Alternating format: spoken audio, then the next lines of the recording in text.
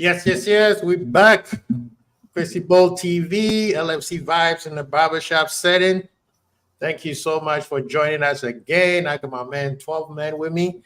We're just going to be vibing today. Today is just all vibes. Like I said, there's been a lot of talking, but a lot of the talking is just talk. So we're going to see what's going on with all the chit chatter that's going on about Liverpool and Liverpool players. Some are warranted, some are not. So please, before we start, share, subscribe, like. Go to my brother's channel. He does good work over there, and also do the same thing. We're trying to grow this Liverpool army, as 12 Men always says. Please, there's a lot of channels out there, but some of them don't give you the truth like we do. No holds barred. That's what we do. Thank you, 12 Men. How you doing today, sir? I'm well, definitely. It's a nice little sunny afternoon. Lucky you. Yeah. And yeah, man, just enjoying and getting ready for tomorrow. Just doing my thing. Excited to talk about the team we all love. So let's do it. Yes, sir.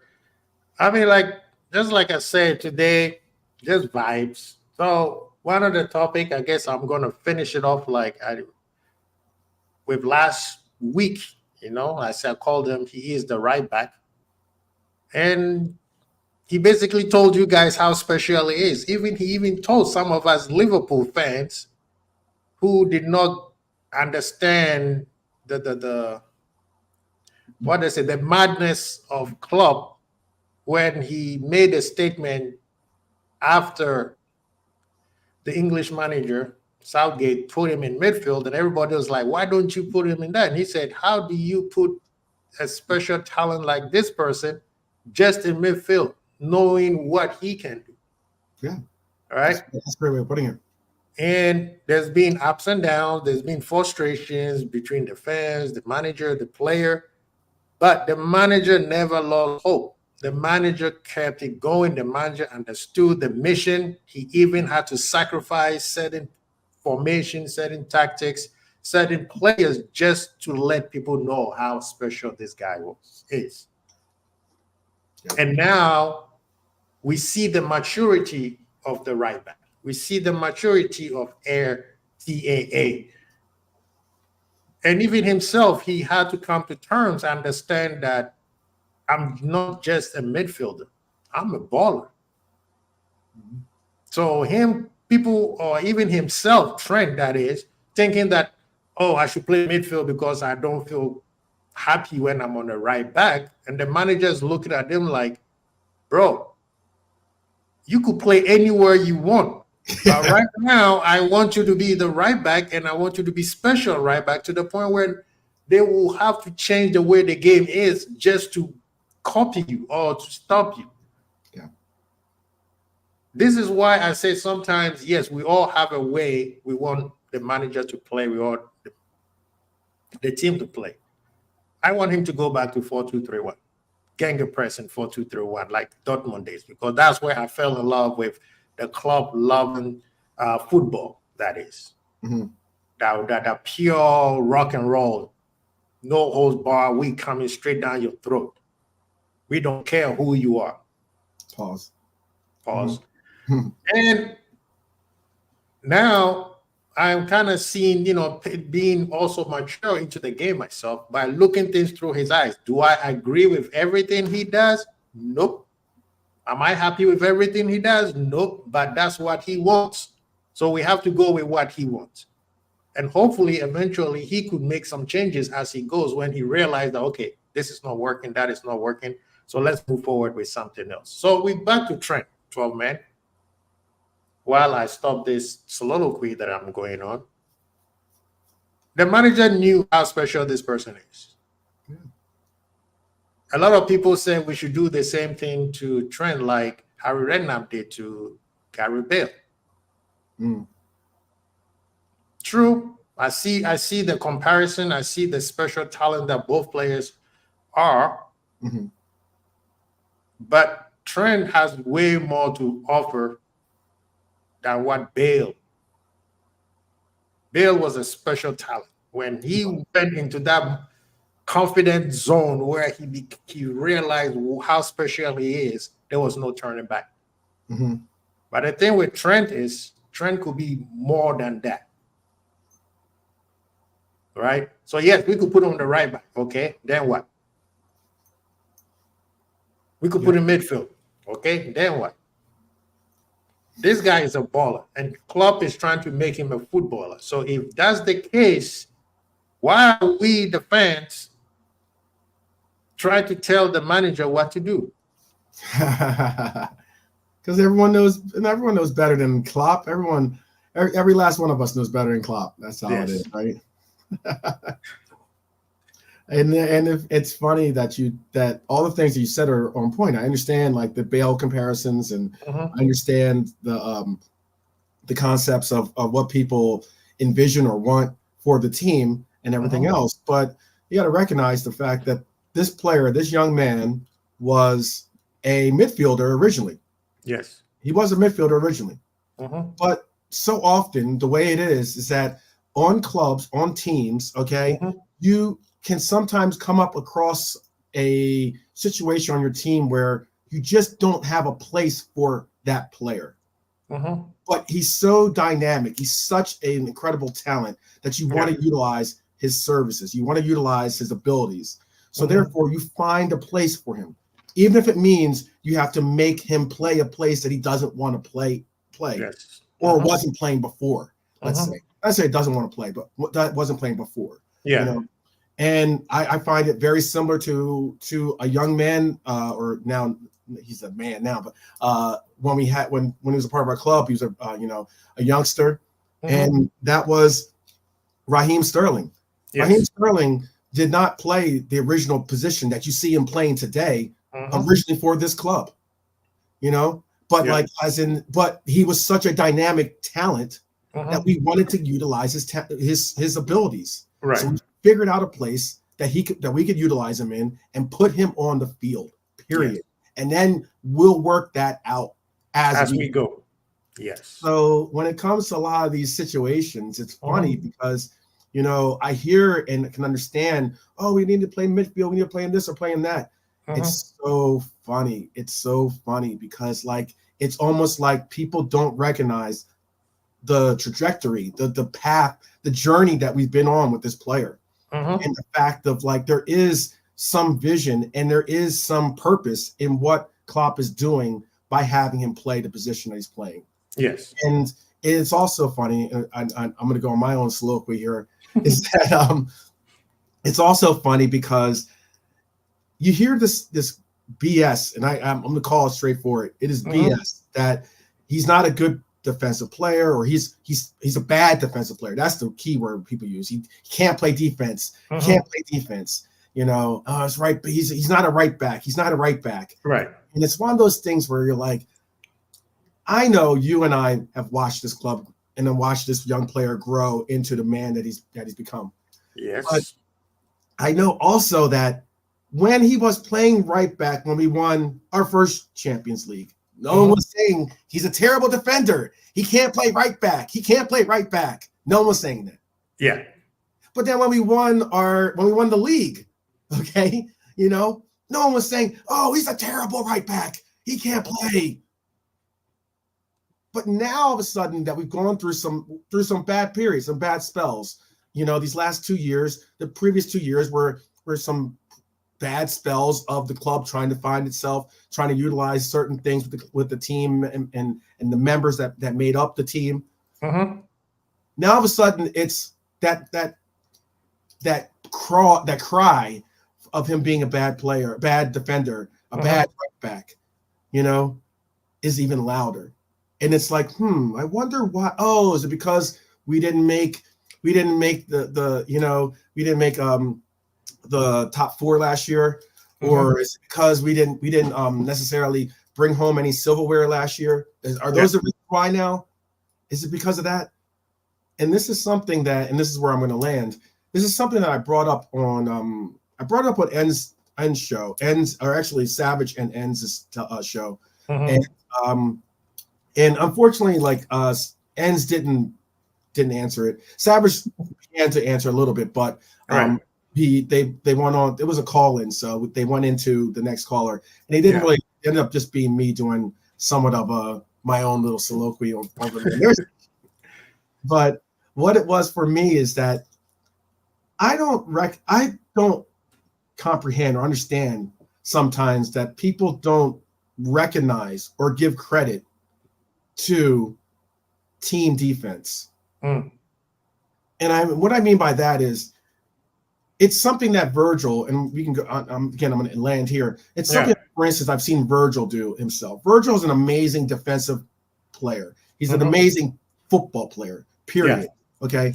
So, and just so happens he plays center back, and his skill and his skills excel in defense. Yeah. But the reason why we've seen such a resurgence in his play, the reason why I believe we've seen such an ability of having the numbers, accredit his crown being placed back on his head as being the best defender in the world. And that's because he has taken the comprehension of what it takes to have team defense, to play your role, to be able to excel, but also be able to utilize your partner, your center back partner, or utilize the defender, the midfielders that are actually doing their work. Like it's amazing how we separate these individuals in a team game. Mm-hmm. If this was tennis, I could say yes, it's A or B or whatever it is. Tennis is, you can play a single player. If it's golf, okay, yeah, we could break it down to this golf individual player. But we're talking about a team game, and sometimes we focus on the single player so much that we forget that he has to utilize himself in a team atmosphere. I mean, if the team atmosphere around you sucks, chances are your play is not going to shine up as well. Yeah, and I mean, we're gonna go try to finish the trend stuff. The thing with people is, like yesterday, I think I was on End Show, and I said Liverpool fans are like always trying to keep up with the Joneses, even though they already winning, right? Yeah. They are the person in the relationship that, whether it's the woman or the man, who's always, why don't you treat me like this relationship? Look at how this person is treating his girlfriend. Why aren't you treating me like that? Why aren't you treating me like how this girl is treating his man? You see, like, why are you looking at them? You focus on yours. You winning. The fact that you are in this already say you already winning in your own space. Everybody have their own. If you start comparing, that's when, So a lot of Liverpool fans, I mean, watching, I think it was Jerry's show, and Jamie and G was on the show, and Jerry did ask a very valid point, and he said, "Why is it that Liverpool fans don't have the same confidence as they will have on another team?" And I think we have already discussed this before, a long time ago. But I'm glad that he brought it back again, because it's still going on. Yeah. And it's fine if the rivals are doing it, because we have to prove to them, right? That's how it is. But when it's your own fans doing it, then I'm wondering, are you sure you're a Liverpool fan? Because it seems like the stuff that you say that team is doing and they're so great, we do it. Oh no, we missing something. Oh, FSG did not complete us. They didn't buy this player. They didn't do it. But like, bro, you are eating. The whole world is looking at you as this team is the best. Yeah. This is a competition. Liverpool had no business being in the 2005 finals against that AC Milan Ancelotti team. But we showed up. Yeah. And not that we didn't just win the cup, we created the best atmosphere that Champions League final has ever seen in the history of the competition. Mm-hmm. So I'm trying to figure out, like, what makes you happy? So you have a preference of whatever. Now I'm transitioning to, like I said, today is just vibe. And before we continue, we got our man Ozan Kabak is in the building, always showing love to us. Appreciate you, brother. Thank you. And like I said, I'm transitioning into the whole thing of Liverpool fans would look at City and say, "Oh wow, they are great." Da, da, da. Everything they will give him all the accolades, which City deserves it because they are the champion. But when we do the same thing, well, our defense is horrible.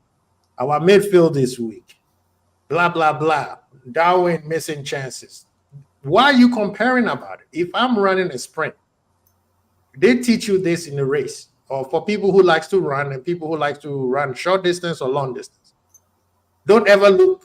Don't ever turn back. Don't ever turn on your side because as soon as you do that, what happens? It slows you down. Yeah. Right? Yeah.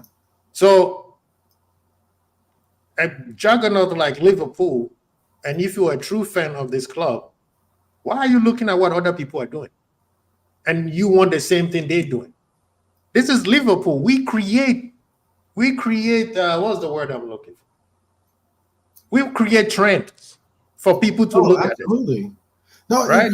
Yeah, absolutely. Go ahead. No. I would love for you to finish because that's you're cooking. I didn't mean to mess up. No, I mean, if you let me go, I will be here 2 hours and I'll just be talking. No, you're right. I mean, like, what's really funny about it is like we sit here and listen to a lot of these, other, I call them scrolls because I think of it as like that. It's like scrolls in the Marvel universe are these like, these people that are able to, morph into and into like other people and such, and into disguises in the sense, you know. And like I really do think that sometimes we do have scrolls amongst us because realistically, yeah, you're right. City, for instance, and that's our only true like competition when it comes to what we're dealing with today. I know Arsenal is starting to make an effort to be in that conversation as well, but City, for instance, has the ability to purchase a $100 million pound player or a 80 million pound player. Sit them on the bench. They're able to put they're able to put together 60, 70, 80 million dollar players and then have those players fail and they'd be like, okay, cool, and they move on. We're not in those circumstances, but yet I think it's that mindset that makes people angry because we have to find our gems. We have to do we have to do all the breakdown. I know a lot of people don't like numbers, but the analytics, utilizing, your boy Edward's style of bringing in, like utilizing analytics to actually do the money ball concepts, of bringing in players that are going to be fit and mesh with the club. It doesn't necessarily mean like they're big names or names that like make you say, oh, wow, I can't believe we got this person because he was, the most coveted player. No, it's because he's the player that fits our team. And like that concept is difficult because everybody wants to have the Lambos. Everybody wants to have the Ferraris, the big house and everything else, like they all want that to flash and style and profile. We're a smart club that sets trends. And you're so right about that. I've been saying it from the very beginning that one of the unique things that we are witnessing and going through today is that we are watching this young man, Trent Alexander-Arnold, reinvent not only himself, but this role, this position, this absolute incredible, journey that we're on is because of his ability to say, I'm going to allow for this great man, Klopp, or even Pep as well. Let's give credit to Pep too, because he has a hand in this.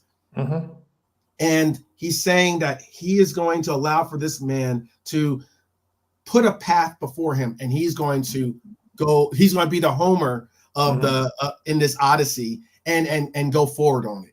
And I'm just like, that takes a lot. It takes a lot of like belief. It takes a lot of like willpower. It takes a lot of like being selfless, okay, in the sense of like putting like the team first, putting your faith in someone else that you believe has the wisdom and the knowledge to bring the best out of you. That takes a lot, because so often you have people that you can't, especially like when you're young, you can't tell a youngster anything because they know everything. Okay, I'm there. I've been there myself. I'm sure you've been there. Oh, Slightly. Just every one of us has been there. You yeah. know, but it's those true special people that understand the fact of, you know what, I'm going to learn from this master, because eventually I'll be a master myself if I do that. Right. And I think that's what Trent and a lot of the players that sign in on this, like, in believing in Klopp, really do, and they find themselves end up becoming world-class players when they were possibly could have never been that way if they just tried to find that path themselves. Right. And that's the part where the fandom needs to be patient and watch, right? If you're gonna watch to excite yourself, watch to excite yourself. If you are a student of the game, like people like you and I, okay, then do that. But if you're gonna be a student of the game, make sure you're paying attention to what is going on, right? I'm hearing a lot of people start this trend of, oh, so Bosala has not been having a good game for the past 4 or 5 games. I was like, that's why yesterday on 4 or 5 show, games. I'm like, if you say 4 or 5 games, then you don't know what you're talking about. Yeah. City game, okay, towards the second half, he was average. The Sunday game, yeah, that was not one of his best games. Besides that, you have to pay attention to what he's actually doing. Yep. Unsung hero, brother. Unsung hero. People are expecting him to do the Szoboszlai of Hungary. The Szoboszlai, the commentator, I'll keep bringing this reference to this, where the commentator said, for people to believe how good this guy is, he has to dribble 3 or 4 guys and shoot the ball 45 yards apart. Exactly what McAllister did. Yep. You see now all of a sudden, oh my God, McAllister is the best midfielder, because guess what? Against City, he had a good game. And then against Fulham, he shoot the ball from 40 yards away, right? But what has changed from McAllister? It's the same McAllister. The only difference is he shot the ball 40 yards away. Now, one thing that I'll give people is he's not misplacing passes like his first couple games when he started with Liverpool. I'll give you guys people that if people pay attention to that and say yes, his passes are going very well, I'll give you that. He hasn't been misplacing. Can I interject something too, though, real quick? Yeah, go ahead. Just to validate or boost your point is that it most likely is because he's getting familiar with his teammates. I don't know. Like sometimes I know a lot of these people that we engage with have played the game in some level, or in some way, somehow, some form. Right. But one unique thing about it is, like, especially if you've been in this game, involved in this game since you're a youth, you start to pick up on your teammates' tendencies. You start to pick up on where they like to receive the ball. You start to like have these telepathic links where you just make these runs because that player, as soon as that guy has it, he knows I like to make this run and get the ball on my right or my left or wherever it is, and he'll make those passes, and it becomes that much easier because of familiarity. Yeah. And we're now a little further into the season, and guess what? He has familiarity with his teammates. So we're seeing a progression. Yes. It's not that hard. And the difference between him and Szoboszlai is Szoboszlai was put in a position where he was familiar with that position compared to McAllister. Right. And yes, I can see Szoboszlai, there are some fatigue in his legs. Hence the reason why that's the reason why Klopp subs him. Because otherwise he would never sub him. But that guy has an injury. But he doesn't want to over push him. McAllister, people are like, why did you sub him? Blah, blah, blah. I'm like, people, he's looking at the long game. We have a game on Wednesday. We have a game on Saturday. We have a game on Thursday. Yeah. That's why he did it.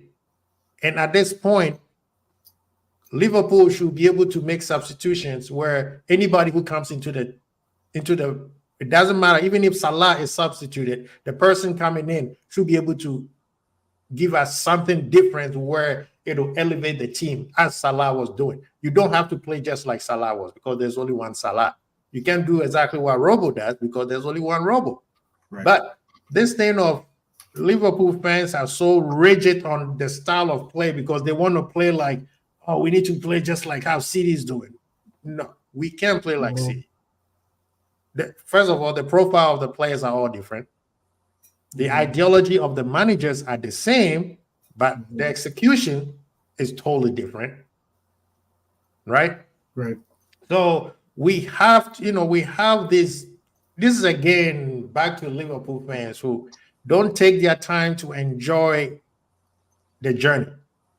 So in a hurry to get to the destination that they don't enjoy the journey. On Sunday, I tweeted it. Sometimes I hate this club. Sometimes I hate the club because of the emotions that they pull me through.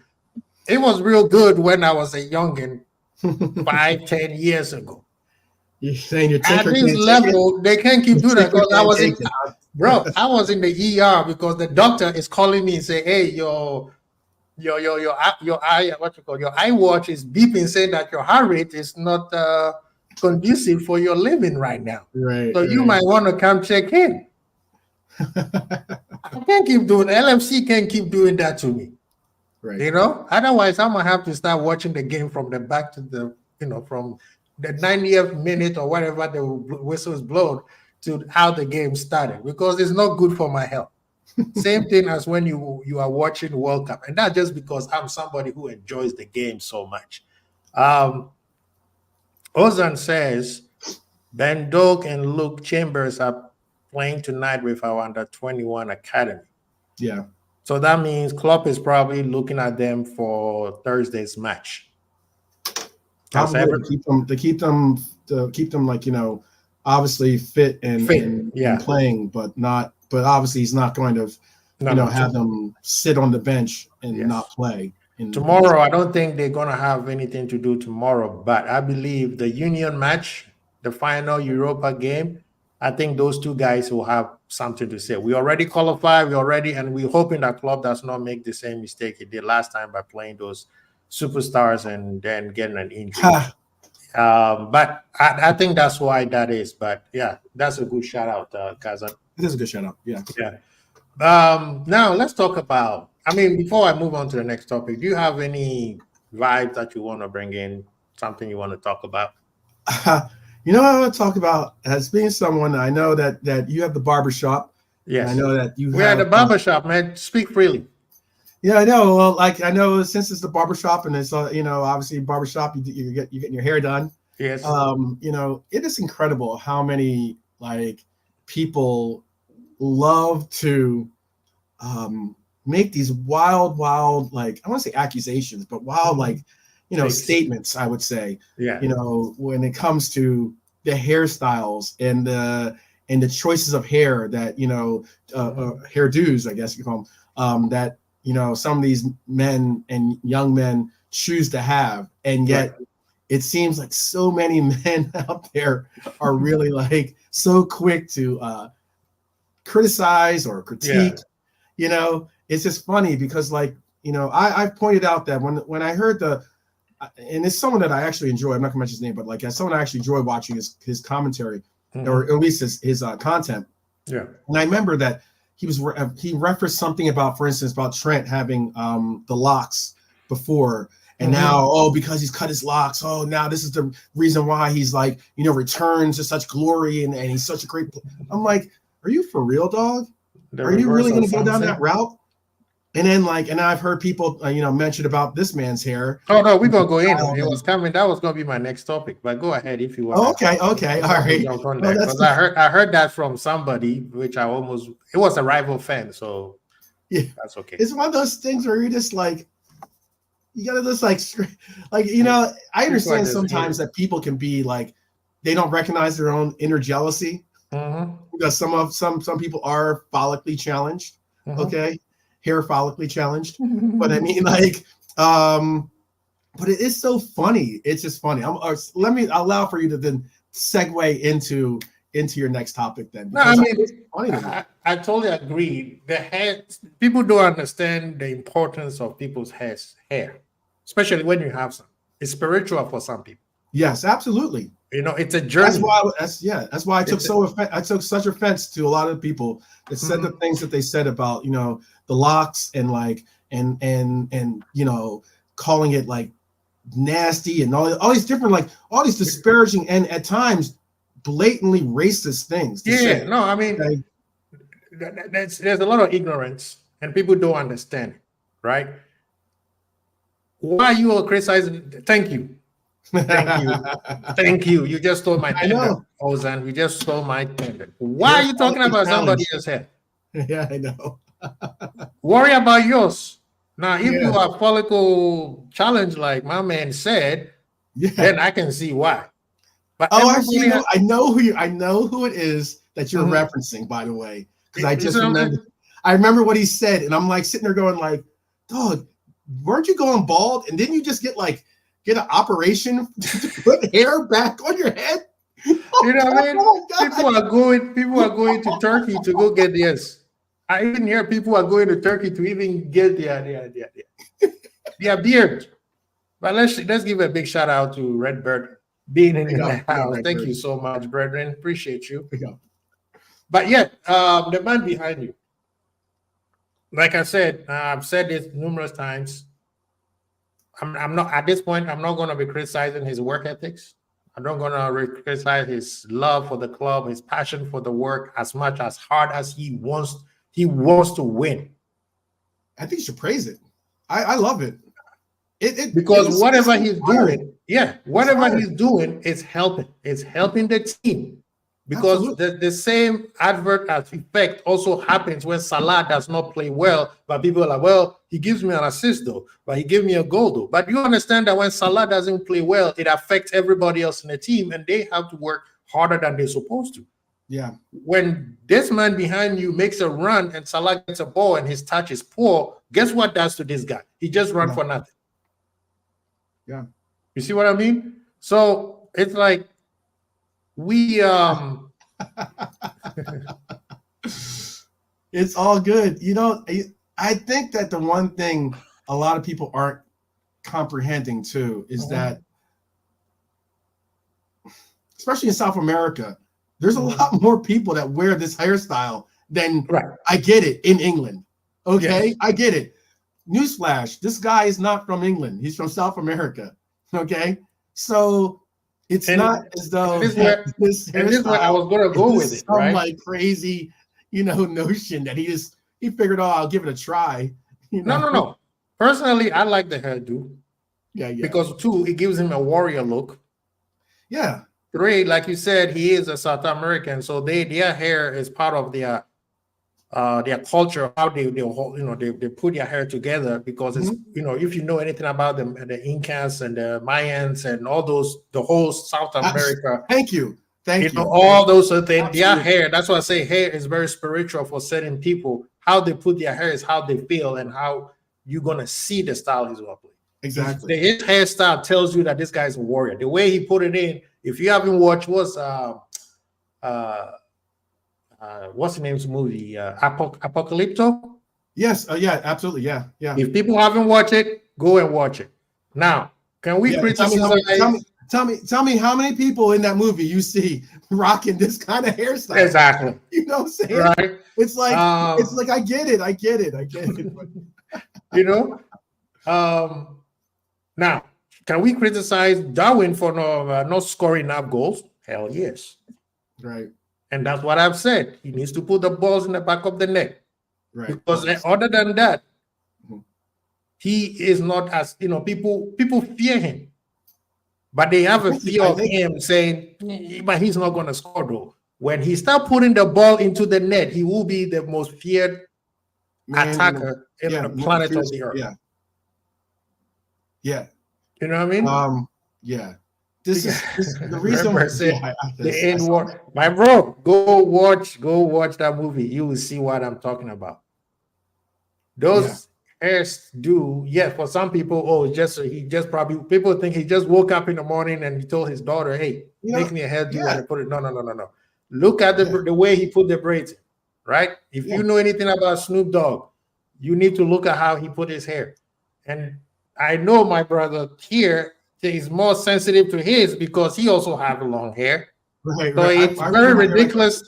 It's very ridiculous for him to hear things that people don't understand. Right? But with Darwin itself, let's call a spade a spade. He misses too many chances. But I don't want to hear this talk about, oh, should we sell him? Should we do this? No. I know Redbird's not going Because to hear that because Redbird's exactly. one of his biggest fans. I know that he doesn't have the D9 behind there, but I understand. I know that The man is still trolling. He said it's not a film. Well, when who was the guy? When Neymar was showing up with all these different style of hair, people were very fond of Neymar, right? Now, have you seen his hairline? People do those making the criticisms. I wonder, do they make the same criticisms towards a man that we just spoke of earlier? Do they make the same criticism of Bale, who with the man bun? Because I know a lot of people are getting on him about the man bun, you know. So was that a thing? Was that a thing? The Japanese. Because, David Beckham. Bale. Let's look at David Beckham. That was his hairstyle for a long time. That was the hairstyle. David Beckham was known for two things: his free kicks and his hair. Yep. That's it. Right? Neymar was known for his two things: his samba skills and his hair. Because every 2 months you will see Neymar with a whole different hairstyle. Yeah, some of them was way out there, but still, he rocked it. Yep. You see, so people needs to, if you have nothing constructive criticism, tell him Salah put a plate of food on his plate and he didn't eat it. Fair enough, constructive criticism. Now, at this point, how can we hold Darwin accountable for him to start putting the ball in the back of the net instead of tearing him down? Because he's doing everything else except putting the ball in the back of the net. Some people say that's the most important thing. I agree. But telling him that he's trash, he's this, he's that does not help the guy. What is Redbird saying now? Out of, because I'm thinking I might be jinxing. Hopefully. Now the jinx has been lifted. If he scored a hat trick tomorrow, Redbird, we coming after you. We will know that it was all along, it was you. So we're just gonna leave it at that. If my man scores a hat trick tomorrow, then yes, it was you. What you tell he needs the D9. I think he needs to put the D9 back because I've only noticed his inability to really be the scoring phenomenon that we know he has the potential to be. Yeah. Once D9 disappeared from Redbird's name. I know, because he thinks that he's the one. Redbird. I'm just playing with you. Redbird said he's jinxing him. So tomorrow we will see. But honestly, let's a little bit about D9. Personally, I think Klopp needs to pull him out a little bit. Rotate him and Gakpo. Because against City, I feel like I wanted Gakpo to start because when Gakpo plays, we control the ball more, right? Or even Jota. When they play that striker role, we hold the ball more. There's a problem in the team, which is every time Darwin is in the game, as soon as everybody gets the ball, they just want to launch it.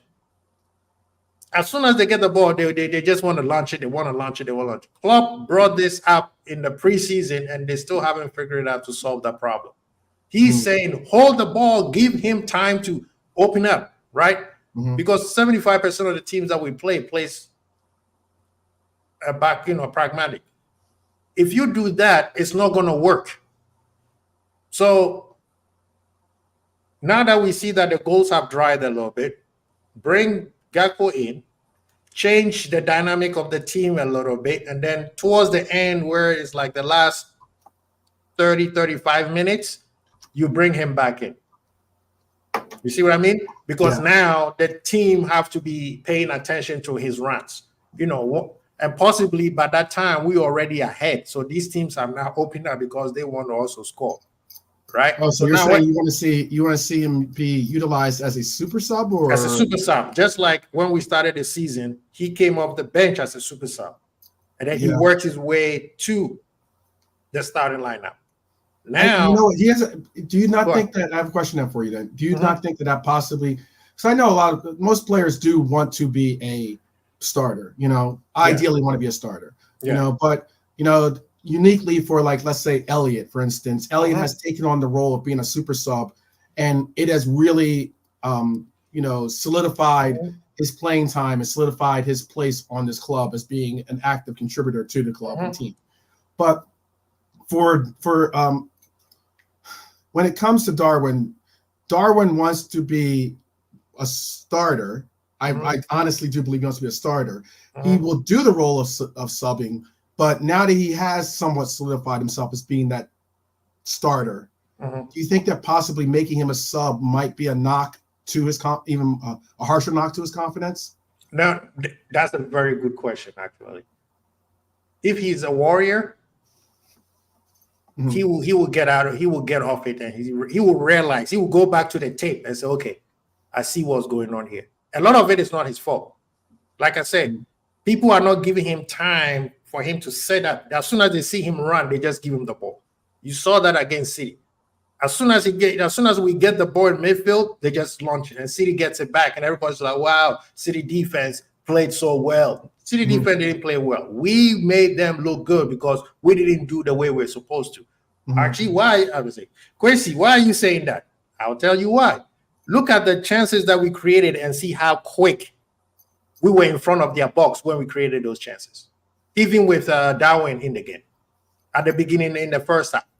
The first chance that Darwin get. Look how fast we got there with their midfield all over the place. They didn't even see it. All they saw was Darwin has the ball on the 18-yard line.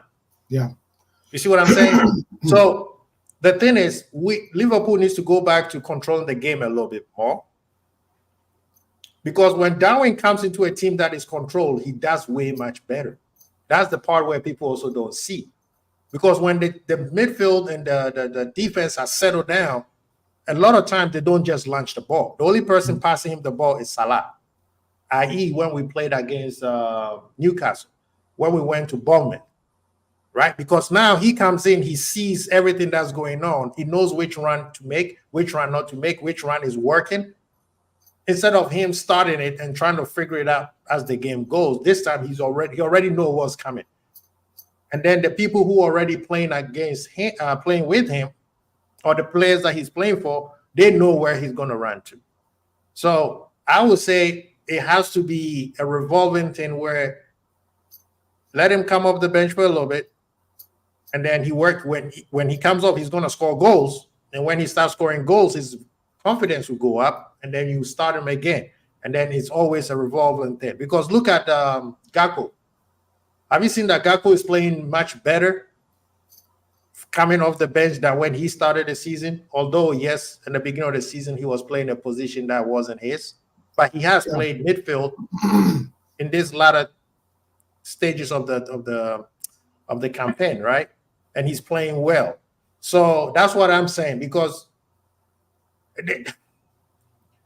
this guy can hold the ball. Right? He's not a Gakpo, he's not a Bobby Firmino, but he can hold the ball and bring Salah and Diaz into part of his game is developed, actually. It's developed, but people don't see it because as soon as they last time against City, Szoboszlai told him, when I get the ball, don't worry, keep going. Right. But if you keep doing that, that makes City's job easy because City was playing holding the line a little bit further back than their usual self, right? So if you give him an opportunity where he comes into the game, where he realizes where all the center backs and all the fullbacks are running, he becomes way more of a threat. And like I said, these teams had fear of him, but the fear is not complete because he doesn't score enough.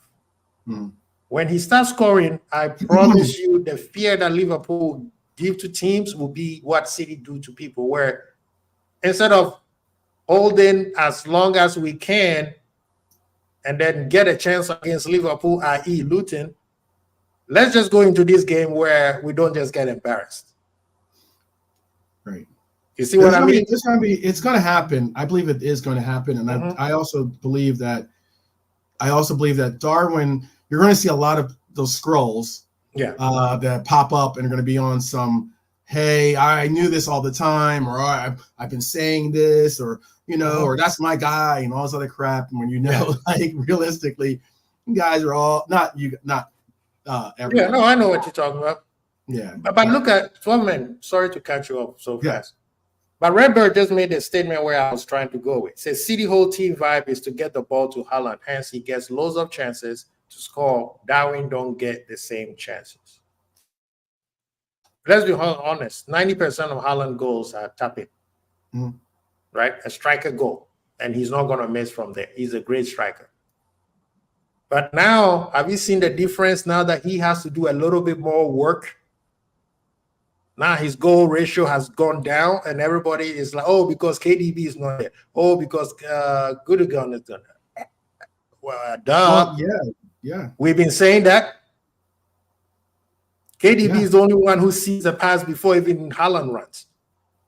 And he's missed sitters. I mean, Haaland has missed sitters. Everyone misses shots. Everyone, they act as though, I mean, like, look, I understand. He probably gets more service, or than Darwin does, to be honest with you. But and that's the reason why he's able to score a lot of his goals, But it's the same with Salah. Look, Mo gets, for a good bit of the time, Mo was getting the lion's share of service to be able to take the shots.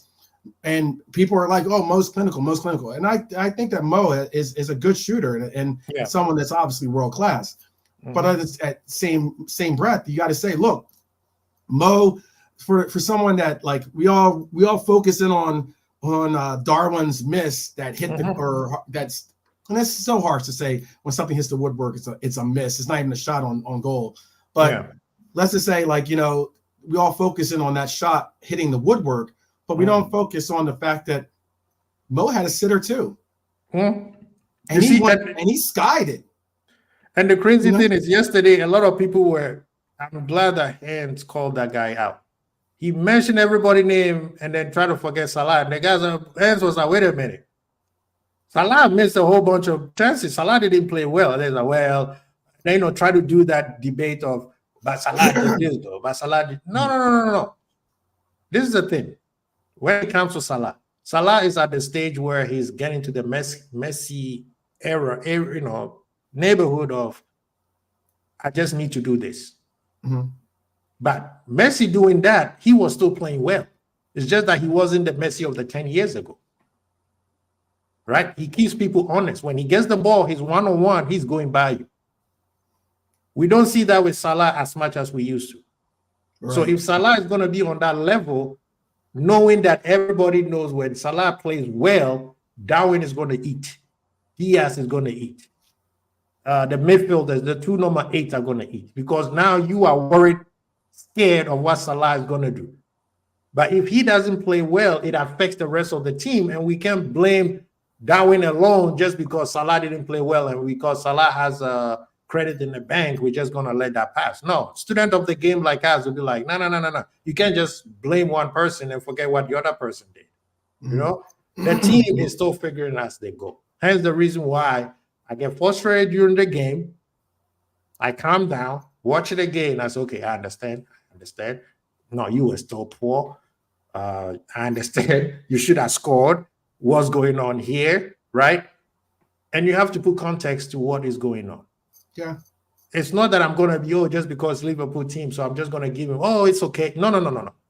It's not okay. There's 2 games that I feel like we should have never drew. Luton and Brighton. That's 4 points. We will be ahead right now. And right now, my boys are Luton. Right. Today, I'm a serious Luton fan. They got the message. They got the assignment, and they are doing the assignment as we speak right now. But we're not going to jinx them. The next topic, my brethren, and that's I think it was somebody brought the question in, and I think it was Redbird. He asked, before we go to that, Kabak is saying Mo still got his GA, but yes, he didn't play well. Exactly, Shh. We don't want to jinx it, Kabak. We don't want to jinx it. Somebody asked us a question. Okay, yeah, it was Ozan. Sorry, my bad. I thought it was Redbird. Are you going to do the predicted starting 11 for Bramall Lane? And they got in, they don't have a new manager yet. It's just they have interim. interim manager. The myth. We have to make it a myth, right? Yeah. Um, You did just jinx it, by the way, but it's all good. huh? You did just jinx it, by the way. We're bringing it up, by the way, but it's all good. Because What they do you just scored. think? Arsenal just scored. Uh, Yeah, Gabriel Jesus just scored in the 45th minute. 45th? Yeah, That guy. Come on, Luton. Ref. I know. Thank you. See? Didn't I tell you? Keep it calmer, keep it calmer, keep it inside, man. Keep it inside. When it's done, then we all Okay. celebrate. But he asked a question. Do some mental gymnastics and Yeah, tell the do mental universe what you gymnastics need and until what it you want happens. and make it happen. Let's But get at this. least Let's get we this can all say 3-2, this. 3-2 Luton. Liverpool is not the only team that Luton has scored on. I'm just going to say that. Mm. Kabak asked about what do you think, getting to the manager's head, what do you think is going to happen tomorrow? The lineup. Yeah. Sorry about that, Red Bird.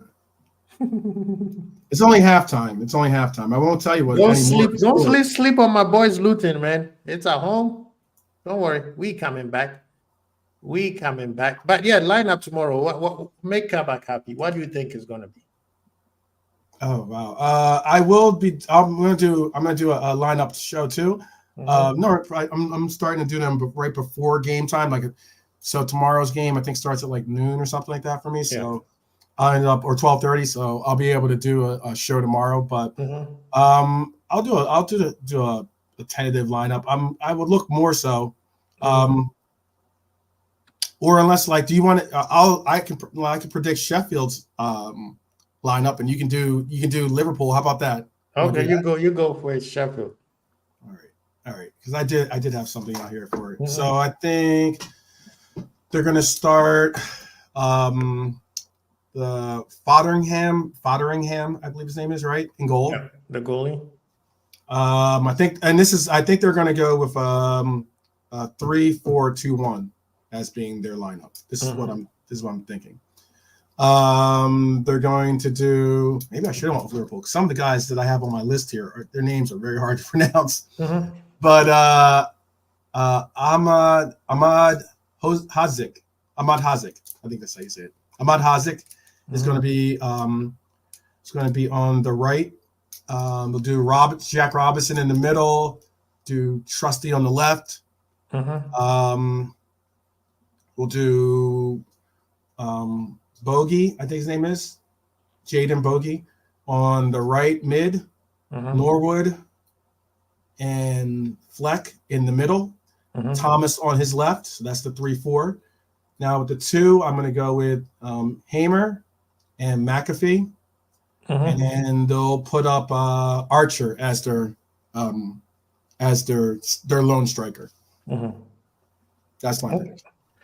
So before we continue, I just got a report, a statement, not a statement, like a post that Ox made, and he's like, I really enjoy watching Dominic Soboslai. He's sort of taking over from my sort of role, and I'm really impressed with how good of a player he is and that he plays. All right. Yeah. How he plays the game. I think he's got so much ability, physicality, and just his character. Yeah, good for Ox. Yeah. Ox scored this recently too. Yeah, that was a beautiful goal. That's a old school. Yeah, recent game he played. Yeah. Yeah, and then he said, I think he's just what we needed in there. He's been really, really good. Trent tells me a lot how good he is as well. Trent says his shots are better than mine. He got everything. I know what the other guys that I have played with are capable of. So it was more interesting to see the new lads come in, what they can do. I have enjoyed watching them. So even them, they understand what it was. And then to finish it off, Yao Felix also say something about Soboslai. Oh, wow. I like the game of Soboslai. One day he could be a Barcelona player. Hold on, player. What about you come to Liverpool? Liverpool, of course, we know the goalie, one and only Kelleher. People, Mhm. when it comes to Kelleher, please give him time. People give him time. It's not easy following world elite players. Do you understand the gap between just because them two are goalkeepers does not mean they are in the same stratosphere? Do you guys understand there's no goalie on the planet right now that is on the level where Allison is? Please understand that. The same patience some of you guys gave Simicast and is paying off. Let's do the same thing for Keller. Otherwise, that negativity is going to start coming in, and we know how Liverpool fans can be sometimes. So yes, he had a poor game. He's going to learn. He's a great keeper than what he showed against Fulham. So let's give him that patience. And good news on Alisson's side, it seems like his injury is coming on well, so he will be coming sooner than later. But let's give that man some time to figure it out as he goes. Yeah. Alisson did not do well against City either, but you know what I mean? Also, can I say real quick that I like the fact that Ox is still keeping in touch with, No, but this is the thing, 12 men. With players. Like even Suarez keeps in touch with players at Liverpool. Yeah. That shows exactly what Redbird was saying about. He said, I love the brotherhood they got going on all players. Okay. I love the brotherhood they got going on all players. Look happy and proud to wear the badge. We all know that's because of our manager. Yeah. I think that it resonates, like as in that kind of feel, that kind of vibe resonates. Like as in, I remember when I think it was the game that I want to say that the whole front line had scored, I think, and you saw like Lucho was getting subbed for Nunez, and Nunez gave him a big bear hug before and like or when Endo scored, he was about to run and grab the ball. And who was the first person following him? It was that Nunez. Nunez was the first person to get with him. And exactly, Nunez was the first person to congratulate him. And like, or even when Trent scored his goal, Nunez ran towards ran towards Klopp, just to give he didn't go to celebrate with all the rest of the team. He went and and Dom and Klopp and Nunez are all celebrating on the sideline. That stuff matters. I know it matters. I know it's not a stat, but it matters, man. It matters. Players, but before we continue, we need to talk about this guy starting problems. And before we do that either, let's welcome the Colonel Zuberi is in the building. Thank you so much for joining us. I hope you're doing well. No, I'm big on, man. I mean, it's rough, but hey, just hanging in there, man. Cheer up, brother. But we know Savage comes here and tell us that these Bardi braids ain't it, Darwin. What are you talking about? That's a warrior braids, man. No, Savage. Allow that. No, allow that. Savage is correct, man. When I saw them braids, I'm like, yo, my granny used to rock that still. You know what I'm saying? Baddie on a getaway weekend rock that still. You know what I'm saying? When they're waiting for a man to tap up their Brazilians and that, bro. So, yeah. I'm not trying to see maybe them braids either. Zabiri, though, you gotta think though. Maybe he's not. He's a married man and everything else, but maybe he's not doing it for men to compliment his hair. You know what I'm saying? So no, I get it. I get all those guys out there, bro, like that critiquing his hair, but usually, sometimes men don't wear their hair the way they do to get compliments from other guys. I mean, some do. I'm 100% in there because I had the the Menace to Society braids, man. Right. I had that with my dreads. I put my dreads up all crazy, and I get it. It's not for men, but bro, let's be honest, man. And I've never seen a warrior with that hair braid still. And Savage is saying no Viking ever had the feminine braid. Go watch that new show called The Viking or whatever they do. No. You mess up, Quasi. Quasi, when you say new show, we know the new wave. So they're trying to gentrify Vikings in that, bro. Allow it. No old school Vikings rock that, bro. So the new school Vikings, yeah, I can imagine they will have that. Oh, my goodness.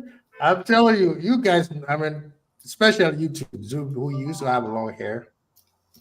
Hair is spiritual, right? for some people. Well, yeah, but like I said, man, when you're talking about the new school Vikings with the makeup, old school Vikings didn't wear makeup. Man, just got dirt around their eyes, bro. You know what I'm saying? Yeah, I mean those makeups are dirt. Yeah, but in these days, man, got eyeliners and shadows and that, man. Yeah, that one. Listen, if that's how his missus did it before game day, hey, shout out to him and his missus. It's quality bonding time. If you had a girl do your hair, it's a great bonding experience. I But know. Maybe his lady obviously likes it. I mean, He has a daughter, right? That's the only thing that matters. yeah, He has a daughter, isn't it? Yeah, and he's got a daughter. Maybe his daughter likes as well. It could be the daughter did it, probably painted his nails colors. I mean, Barry, Yeah. your daughter's paint your nails, right? Whatever gives him mental listen, stability. Listen, strength, Fuzzy, I'm there's a all line about. you don't cross, man. And listen, my daughter comes all the time. Daddy, Yeah. let's do the nails. And I'm like, I got you. She's like, But Daddy, let I'm me not- do yours. I shut it down immediately. Look, my them don't wear nail polish.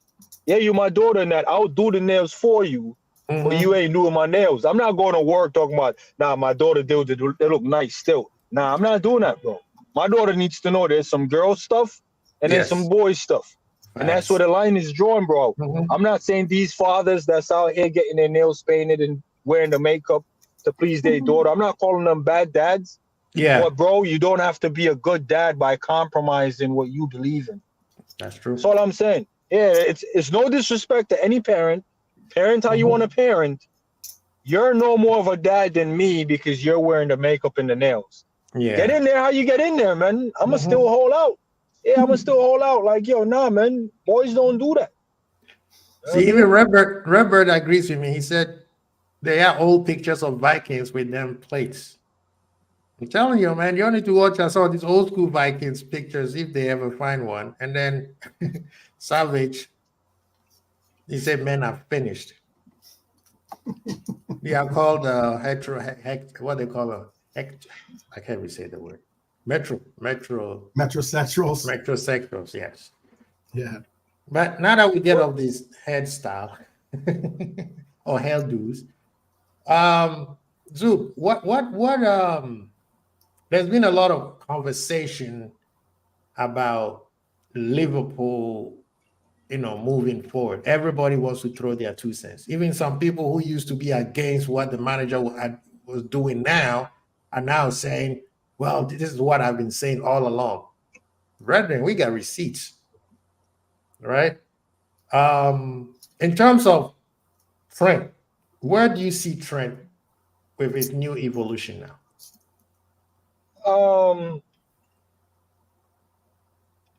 Okay, with the new evolution, I'll honor the question's context. Mm-hmm. This was always Trent. I apologize to the Avengers because this was a conversation for them, but I'll give it to you, Quasi. Just Thank you so because much. I rate you. And you have 12 men in your present, I'll give you the conversation. Jude Bellingham is the context I will use. Mm-hmm. He's a footballer that break onto the scene and never had to compromise his position in the game. Right. Who's to say if Trent came into our midfield from day one at 19, who's to say he wouldn't have been what Jude Bellingham is now? Because you're going to say new evolution only because he was stuck at right back for 5 years. But what if he was learning the trade and the craft at midfield this entire time? There wouldn't have been any need for Carvalho signing or Elliott signing. Okay, that's the downside. But the upside is this man could have been Jude before Jude. How many free kicks you see Jude whipping in? And we know Trent had the ability to whip in free kicks from day one. So think about your evolution question and think about the origin of Trent. He could have been doing Jude stuff for 5 years now. Instead, he's been doing up right back and putting up numbers over there, by the way. Yes. And now people are going to go, oh, the evolution of him turning into a midfield. It's like saying the evolution of a man turning into a man. You mean man's always been a man. Right. So what I think about people being more open to it now, I think these are some of the guys that's probably going to tell you at the same time, they were saying, nah, leave him at right back and let him do what he's been doing for the past 5 years. So a lot of those guys, and I'm not going to single them out, they wanted Trent to retire at right back because of the numbers and how effective he was from over there as a weapon. And they just wanted out-and-out specialists in the midfield. None of them wanted to give Trent the opportunity to grow and into the midfield. The same way Bellingham had to grow into the midfield from a kid at, Birmingham to Dortmund to now Real Madrid. He grew into that. I'm not saying he wasn't always a baller at midfield and had qualities, but he ended up learning his trade, getting necessarily game time and dragging a team. I'm not saying Trent dragged us at right back, but Trent not being in the team at right back, we look a bit, something's missing. Who's to say Trent couldn't have just come in under the Brexit midfield and bid the dynamic outlet that comes in there? The same way Basetic came in on a 10-game run and had a good moments in there. Who's to say Trent couldn't do that? Instead of Milner coming on and not being productive at the other end, outside of pens, Trent could have came on and been whipping in free kicks this whole time. Right. So I think people are now willing to accept the change. And it could be also off of the fact that we gutted out the entire midfield. And our midfield options, because a lot of people are still thinking our midfield is a bit lackluster, meaning they don't create. They do create, but that's a false narrative. But here's the midfield now. My preference on midfield would be Gravenberch, Szoboszlai, McAllister, or Endo, depending on the game. So that's the 4 midfield. Right. Your options from that is Basetic, Curtis, Elliott. So the option doesn't look sexy because the first thing they're going to criticize is none of those bench option gets on City's bench. Right. Because they're going to say Curtis might not make City bench. They're going to say Elliott may not make City's bench. They're going to say Basetic may not make City bench. Right? So now you have 7 midfielder. You only play with 3. Now they're saying, well, I would want the 5th option to be Trent because Trent is better at Curtis at certain things. Trent is better at Elliott at certain things. We still have a Thiago in the wings also. You see what I'm trying to say? Yeah. What I'm saying to you is we actually have a complete midfield. But because they cannot give you a midfielder that's better than Trent off of another team, they're like, yeah, you know what? Let Trent run in there. Now they're going to say, let Trent run in there and go get a bad boy right back, not knowing Joey G can play right back. Yeah. So with me, I mean, let me elaborate a little bit of where my question was, right? Even though we know Savage is out here telling you, apology not accepted, you playing clubs, Trent and Jude, nothing alike. Jude being mashing up in the midfield at 16. That's true. Yeah, listen, I'm not trying to do the what man was doing and what man wasn't doing. Right. But is man gonna tell me Trent wasn't doing things in the midfield when he was 16? And I'm not comparing Trent to Jude. I'm saying the trajectory of Jude. Mind you, Trent has been in this team for 5 years at right back. He broke in at 19? Yeah. So 5 years ago, they brought him in as a midfielder, and then Klopp put him as a right back. So that means you're not saying anything new to me. The point I'm trying to get you to understand, Trent was the guy in the academy at midfield. Yeah. Whether it was Jude level, or it wasn't Jude level, bro, he was that guy. And we brought him in at right back. If Trent was in a Liverpool team for the past 5 years, playing his respectful position, I don't think Trent would be at this level in the midfield. I think he'll be way farther than what he is now as a midfielder. Because he has to learn the game at right back and then apply his midfield traits there. Versus learning the game as a midfielder and improving his traits there. Big difference. Big difference. But, I mean, this is what I'm looking at through the lens of the manager, right? Based on some comments that he made. And I said this at the beginning of the show. When Southgate put him in midfield, Klopp said, why are you I think it was, why are you changing a world-class talent as a right back into a midfielder, right? And I think that what he was trying to say is, and now we can see it. I even heard some of the Trent harshest critics coming out and saying, this guy is so special, you can't box him into one position. He's just a baller. He's just a football player. You could put him in left back, right back, he will ball, right? Yes, he will have some deficiencies in certain places, i.e., some people say his defensive is lacking, which I don't think it is. It's just his position is what causes him a lot of problems. And that also comes from instruction from the manager. But the manager knew his special, that this kid was so special. He said, I'm going to sacrifice certain players just so we could see how special this one is. So now that people think he's coming to the midfield, it's nothing to do with midfield because he's still a right back, just inverted into a midfielder. Now, well, I'm not gonna get caught up into the inverted thing. Because like I said, if I'm cooking oxtails in the kitchen and then I'm cooking oxtails outside on the fire pit, bro, I'm still cooking the same oxtail. It's just the conditions are different. So like if you're telling me this guy is a natural footballer, the pass he has, you can't say, oh, that pass suits the game better at right back for a switcher play versus, oh, that pass from midfield opens up options. It doesn't matter where is he on the pitch, because all of his assists coming from corner kicks, goals coming from free kicks, you know, whipping them in from the half space where Beckham normally whips them in. You don't necessarily have to be a right back to be in those positions. So I'm not focused on the inverted thing too much. What I would like to focus on is if Klopp gets it wrong with Trent, and there's no detriment to the level of success we could have had or didn't have, if he gets it wrong and said, you know what, I might have wasted this guy for 5 years at right back when I could have built the team more around him. Because like I said, Trent being at right back, he could have easily went and got an actual right back and not bring in Carvalho. Because Trent could have done what Carvalho was doing. He could have, you think so? He could have said, I'm not going to bring in Elliott. Let me just bring Trent up there. Because Elliott plays off the right. Trent's been prolific off the right as a right back. How much different is that? If he's not defensively strong, put him in the 10.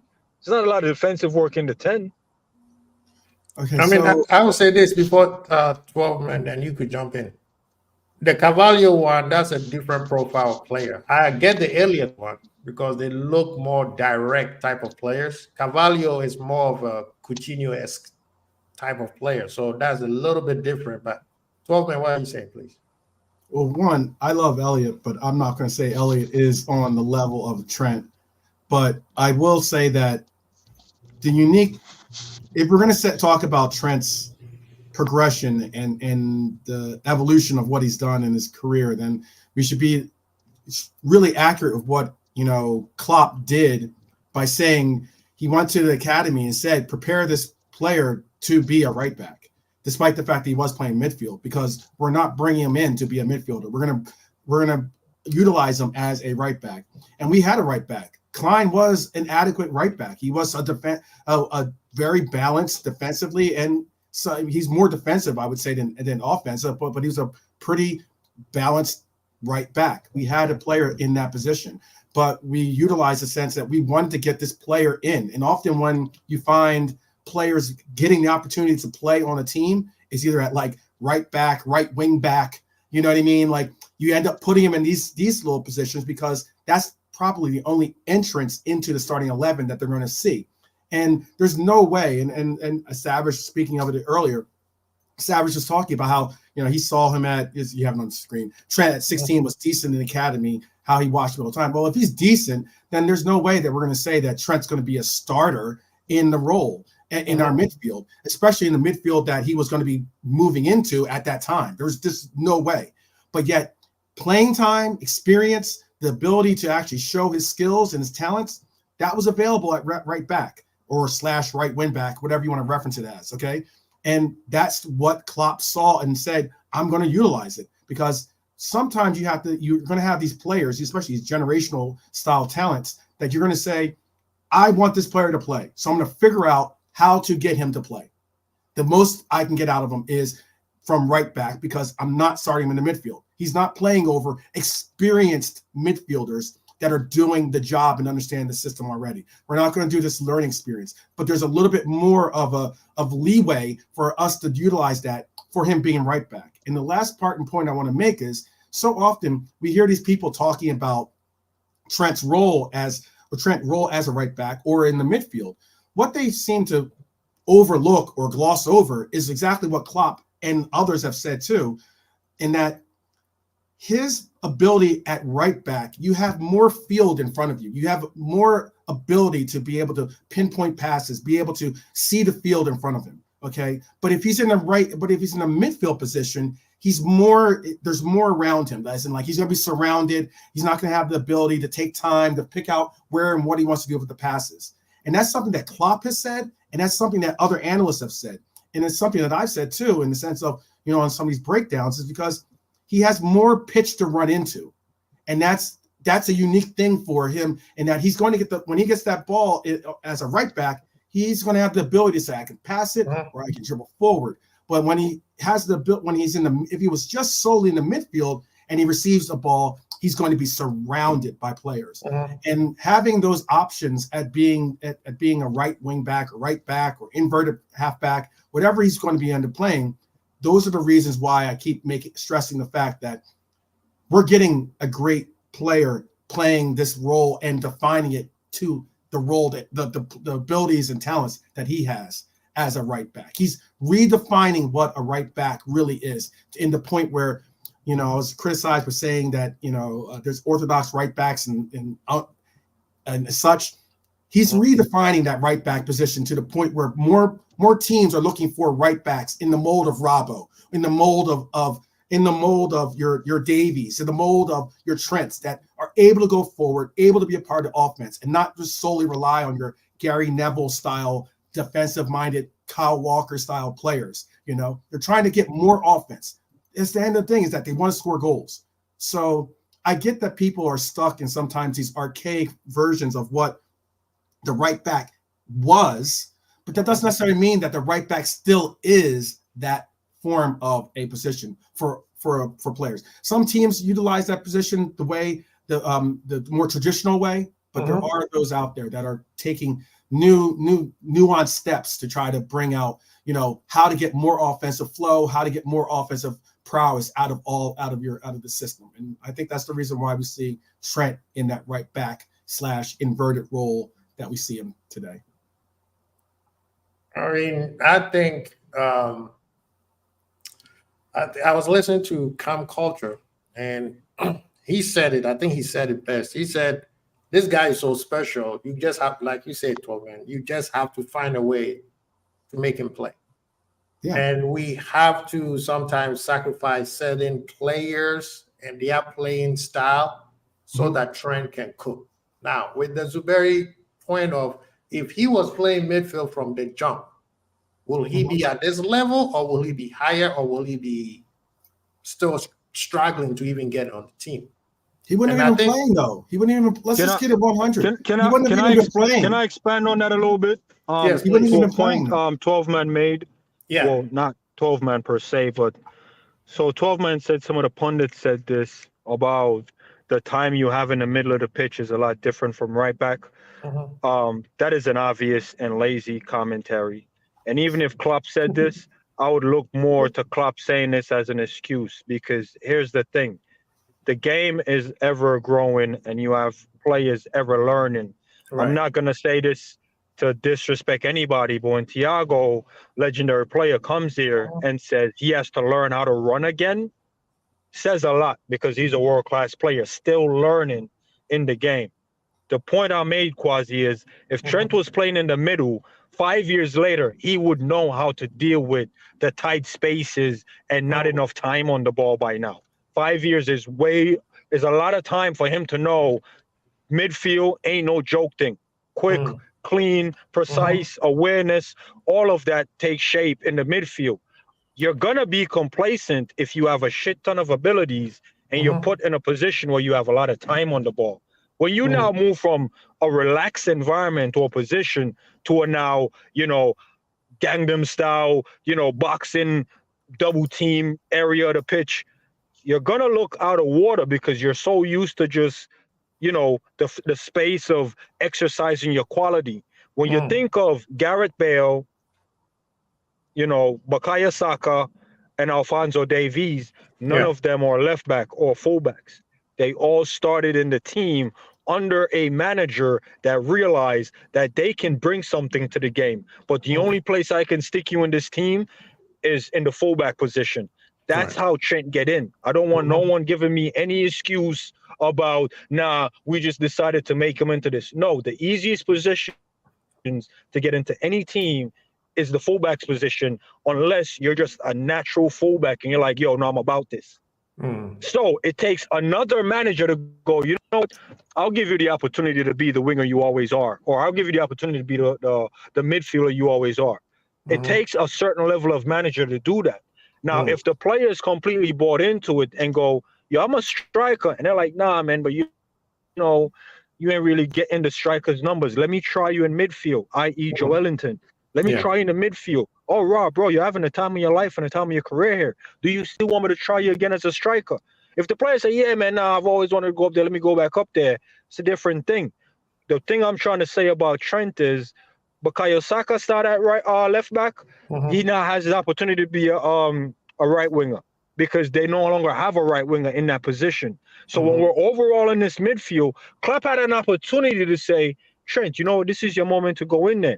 He had the opportunity when we had Hendo and them other men, and he went and bought Carvalho, like I said, Elliott, and he's giving Jones. No disrespect to them, but I don't think they were ahead of Trent. You can't go, bro, Trent, you're breaking records at right back. Let me let you stay there. Right. Steven Gerrard first debuted at right back in a number 17 shirt. Did not stay there. So for me personally, not shooting the guy, I think Klopp overplayed him there for too long and should just let him naturally go in there when the time was right. So him saying, nah, man, you're doing world-class thing here. Let me just keep you here. I think it might have held him back just a little bit. And I mean, yeah, the guy still ain't 25, still got 5 good years of him, but I don't want these 5 years to be spent him learning how to now navigate the tight spaces of the midfield, because he could have been learned that. Why push it up on him now? Why try to remake him now? You're better off letting him relearn how to defend or something. I'm not saying he can't defend. Right. But now ain't really the time to be sticking him up, especially when you got a guy like Jude popping up. How man supposed to outplay Jude? And Jude just been doing his thing from through the middle.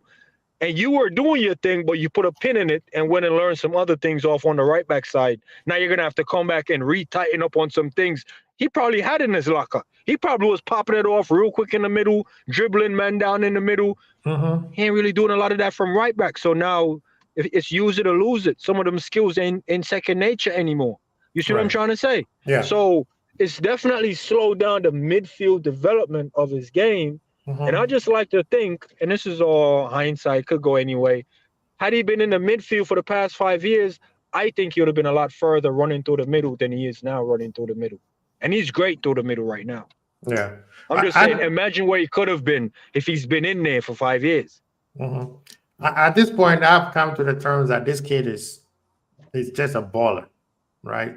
You know those ballers where it doesn't matter where, it'll take some time for them to adjust a new position, but they could pick a position and make them theirs, because eventually it'll come a time where certain skills is going to slowly get away from him and he will have to figure a way to play another position. So whether it's going to be a right back again, or he's going to be a DM, or, some people have said put him where Salah is.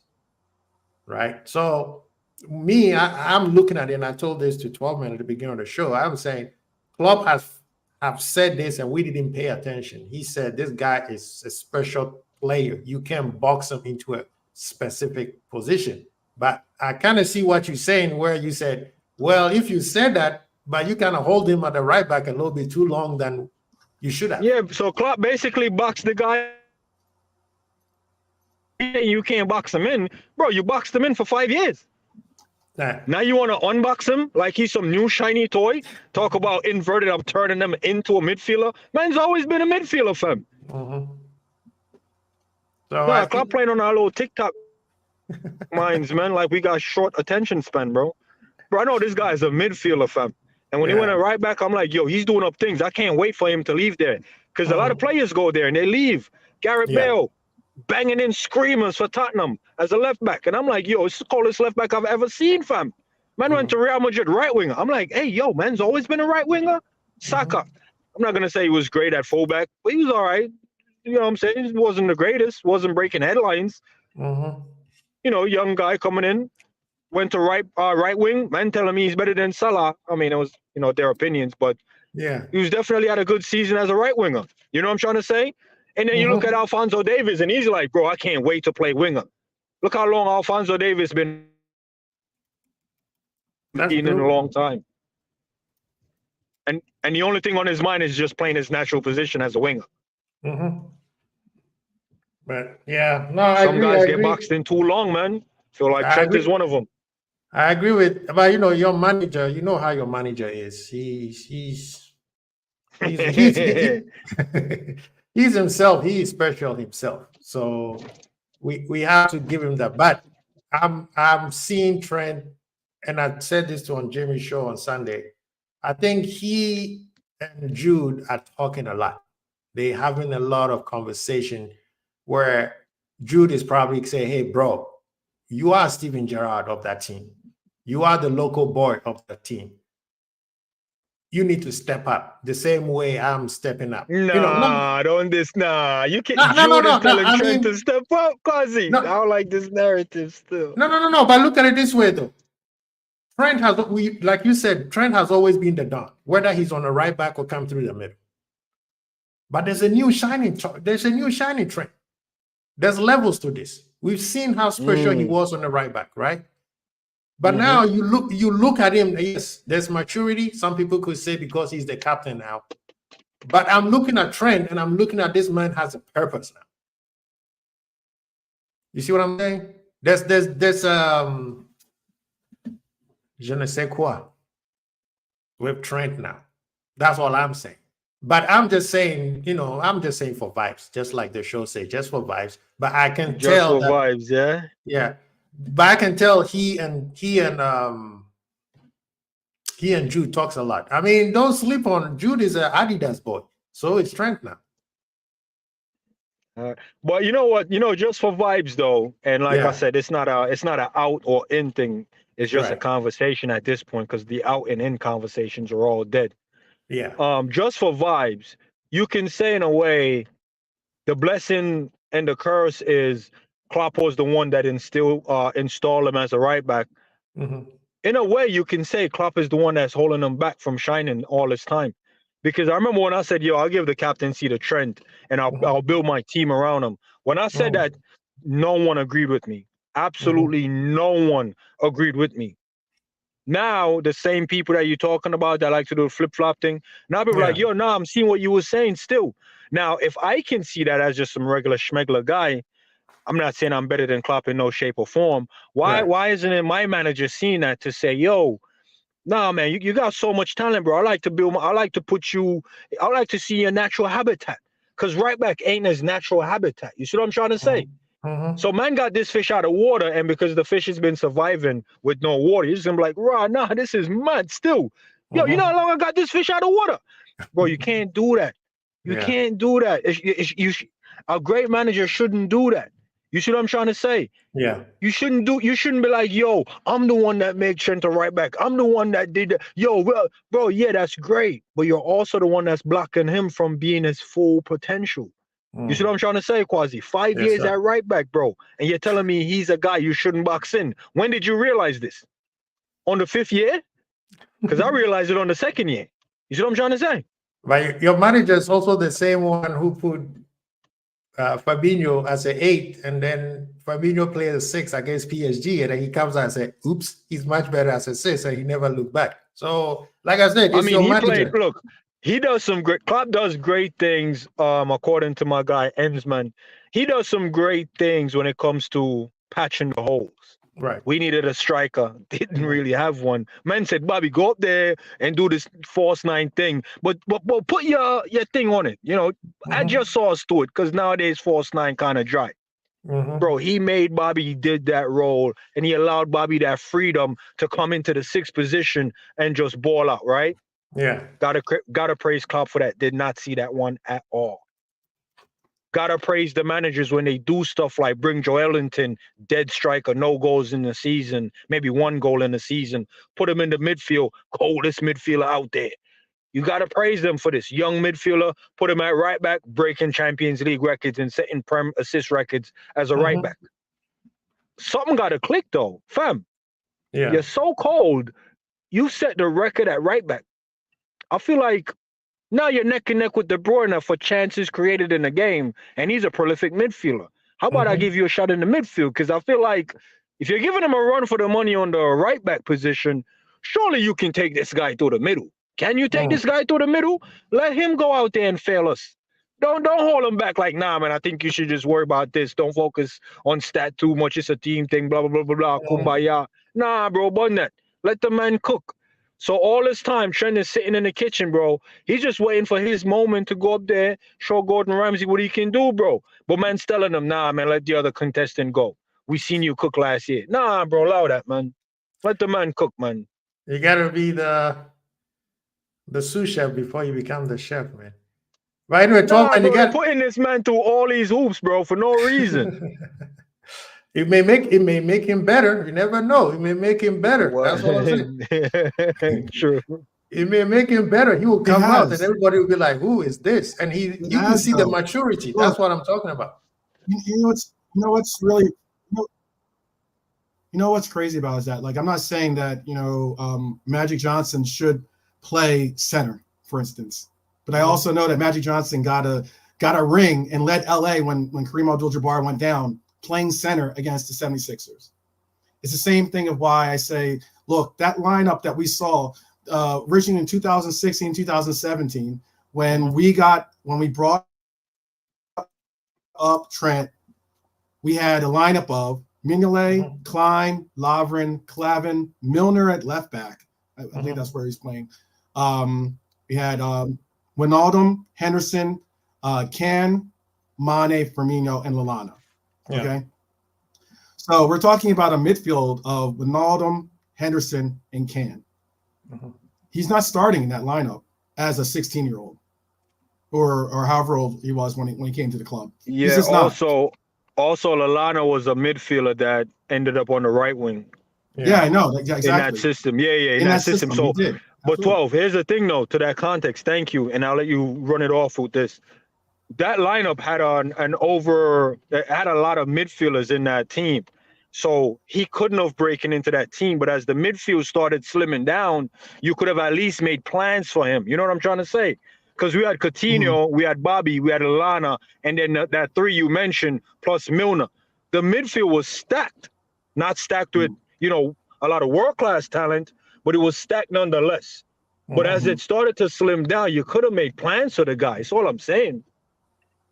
Yeah, no, I get what you're saying. I mean, like, the formation evolved itself as well, though, just like you said, because we played more like a 4-4-2, I believe, when originally, because like we had Sturridge and we'd even have Coutinho that would play left, but he would move more towards the right and have Sadio play that left, Lallana play that right, and they would eventually come up to even make a 4-2-4 almost in essence. But yeah, like that was a time when our back line could have been possibly what was it? Chilwell, Matip, Lovren, and Klein could have been our back lineup. Our back line, if he was going to be a left back, we ended up going with Marino. Yeah, in that role. Because I'm looking at, for instance, the lineup for Man City that Lallana got the winning goal in that 1-0 game in 2016. It was the lineup that I just mentioned, right? With like Mignolet, Klein, Lovren, Clavin, Milner. Milner was who I was trying to think of. I don't know why I blanked on that. Wijnaldum, Henderson, Can, Mane, Firmino, and Lallana. But the bench was Karius, Sturridge, Moreno, Leyva, Origi, Ejaria, and Trent. That was the bench. you know, and that's not even that's not even having Coutinho in the starting lineup for that Man City game. So I mean, like, it's difficult. I understand where you're saying, and that, you know, if he had just gotten to play midfield from the very beginning, he would have been that much more advanced in his midfield, you know, pilgrimage, if you want to call it that, you know. But I still think that the fact that he got those skills, like, as in, when I was younger, I played center because I was taller than most people when I was younger. But eventually, the people started sprouting over me. When I reached 6'1", people started hitting 6'3", 6'4", 6'5" in high school, and I went from playing center to playing point guard. And it's like one of those things where it's like the skills that I learned as a center, though, I still was able to bring into the point guard position. I could back people down and be able to do the hooks and everything else, you know, simply because I'd already played that position. So it's one of those things, in my opinion, that there are benefits for him learning how to play right back and also being able to migrate into this midfield, because him having all those. Let me ask you guys a question. Let me ask you guys a question, because it only becomes relevant when it's successful. When it's not successful, we just don't talk about it too much. He tried to put Origi off the left, and Origi's an out-and-out striker like Darwin. And I'm not saying he should have let Origi now do what Darwin was doing, because he didn't give Origi a lot of run through there, because he was never playing that way, right? So he's trying to break one guy out of his natural position and use him where he sees fit in the team. And we can knock Origi and be like, well, he didn't have the aptitude, the mindset, wasn't willing to take certain coaching. Okay, all of that is justified depending on how you're looking at the context. But when managers play guys out of position, like your Gakpo out of position, and he stinks up the place in midfield, no one is really going for the manager and be like, yo, why is Klopp really making man do things he can't do? Or why is Klopp trying to add extra curriculum to the activities at hand? The activity is playing football in your position. Why are you trying to turn a left winger into an 8? Okay, if he can play in a 9, okay, great. But when it doesn't work, we're not really slating Klopp for getting it wrong with putting the man out of position.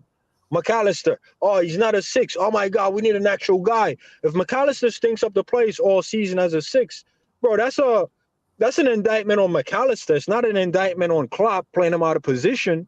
But when it does work, like Trent out of position and it bangs, you know, other players out of position and it bangs, the manager is the one eating up all the credit. Like, yo, power to him for getting it right. But when they get it wrong with other players, we just overlook it like it's, you know what, the player ain't cut out for it. Yeah. It's like, bro, the man is an out-and-out striker. Why would you do that?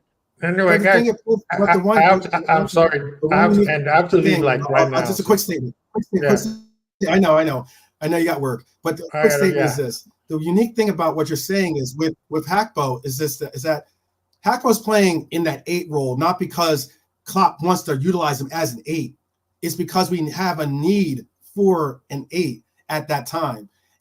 As in, like, some of these roles that we're seeing these players play aren't necessarily because he's saying, oh, I want to make him into an 8. It's more so we have a necessary need for that role right now, whether it's Curtis is suspended or whether this player is injured or whatever the case. We have players that are so versatile, and especially Dutch players that take on total football concepts where they play multiple positions anyway. But this player is able to utilize that role temporarily until he's able to play the left wing or the striker position. And that's like the original position that he wants to play. But he's not playing 8 because of that. I think he's playing 8 because he wants to be he wanted to utilize Gakpo's talents, and he also had a need for someone filling in that 8 role. Simply as that. Okay. Thank you, guys. I appreciate you guys. Everybody with Redbird, all the guys who showed up. Do appreciate you jumping in. I appreciate it so much and giving us more context to what we were talking about. Yeah. To all men, I appreciate you as always. Guys, please share, subscribe, and like, and we out.